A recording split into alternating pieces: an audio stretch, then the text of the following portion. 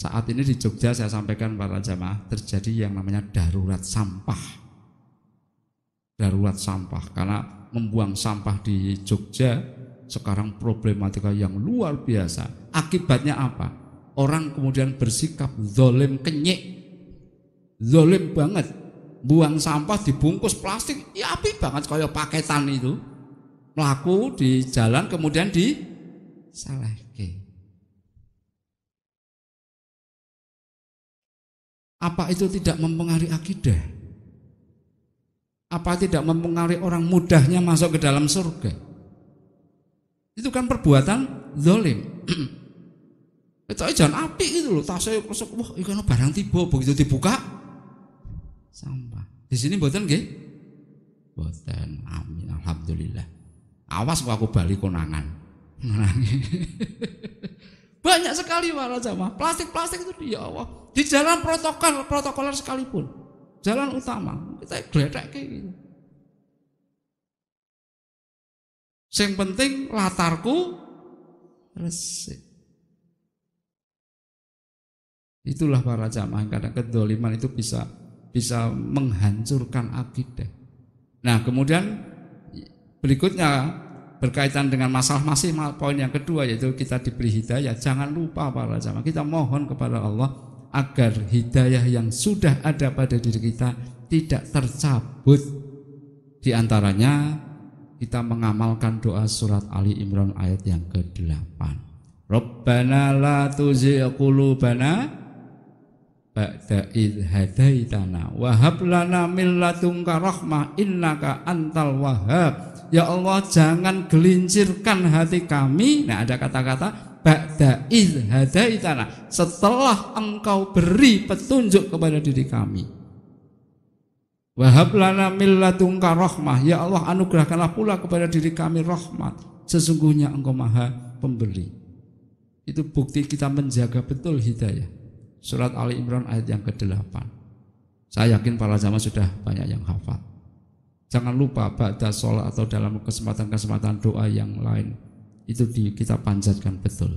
Iki kok mrutune akeh men, wis aku 100 sih. Ya. Surat Ali Imran ayat yang ke-8. Rabbana la tuzigh qulubana. Ya Allah janganlah engkau gelincirkan hati kami. Karena ini. Dan yang paling mengerikan karena kesirikan. Itu konsekuensi yang kedua. Tidak semua manusia yang Allah cipta yang sudah dimuliakan mendapatkan hidayah. Kemudian yang ketiga, posisi yang ketiga, ini yang mari sama-sama kita rasakan secara pribadi para jamaah. Tidak semua orang yang diberi hidayah itu menjadi umat Rasulullah Sallallahu Alaihi Wasallam. Tidak semua orang yang diberi hidayah. Kita ini masya Allah kalau berkaitan dengan masalah kenikmatan itu nak-nan lah istilahnya. Nak-nan mentok penaknya. Kita dijadikan umat dari seorang nabi yang disebut dengan Habibullah, disebut dengan Asrafil Anbiya wal Mursalin, disebut Al-Mustafa. Dan itu tanpa pernah kita minta. Ya, tanpa pernah kita minta. Kita diberi anugerah jadi umatnya Rasulullah Sallallahu Alaihi Wasallam. Suatu kondisi yang diirikan oleh para nabi-nabi sebelumnya. Sejak zaman Nabi Adam sekalipun sudah iri karena diberi gambaran bagaimana umat Rasul itu. Nah ini yang konsekuensinya agak berat para jamaah. Secara fisik, saya katakan secara fisik. Para jamaah nanti di rumah bisa membuka surat Al-Fatih ayat yang ke-29.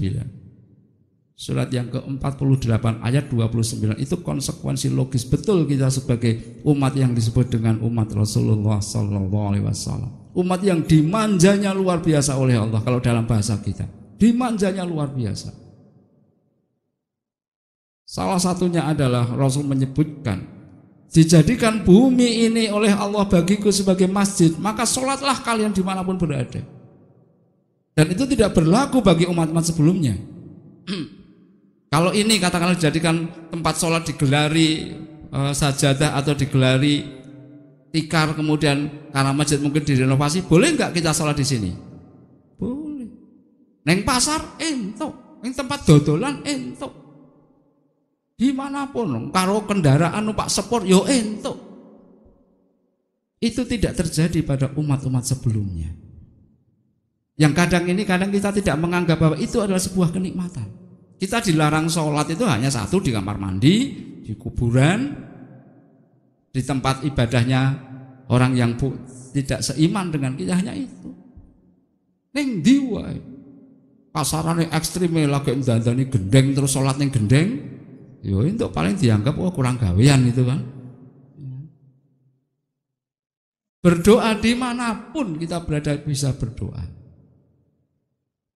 Dan yang menyejukkan kita betul yaitu ketika berita Rasul kita Rasulullah Sallallahu Alaihi Wasallam akan sedo, akan meninggal, kan bertanya kepada malaikat Jibril, akhbirni ala ummati, beritakanlah kepada diriku tentang umatku. Malaikat Jibril belum bisa jawab, kemudian bertanya kepada Allah dan mendapatkan jawaban, surga diharamkan untuk seluruh umat sebelum umatmu semuanya masuk ke dalam surga. Rasul ayem. Betapa kita dimanjanya para jamaah. Tapi konsekuensinya para jamaah, kita nanti kan akan naik panggung yang pertama pada saat hari kiamat. Naik panggung yang pertama tentunya orang-orang sebelum kita akan menyaksikan kita. Umat-umat sebelum kita akan menyaksikan kita. Lekondo umat terakhir kijan mentol-mentol tenan. Coba kaya ngopo begitu naik, loh kok jebulane kayak gini. Kita akan disebut the winner atau the loser, itu nanti akan nampak para jamaah. Kita pemenang atau pecundang.